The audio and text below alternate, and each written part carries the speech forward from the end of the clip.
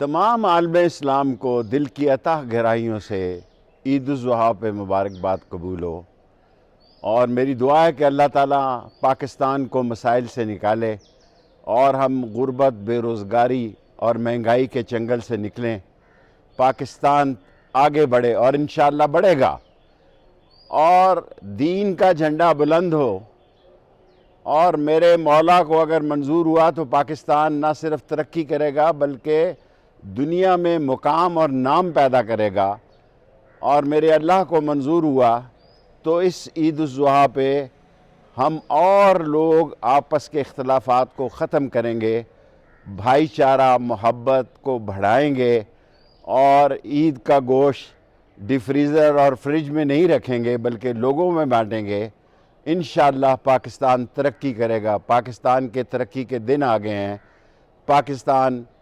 زندہ باد، اسلام زندہ باد، عالم اسلام زندہ باد۔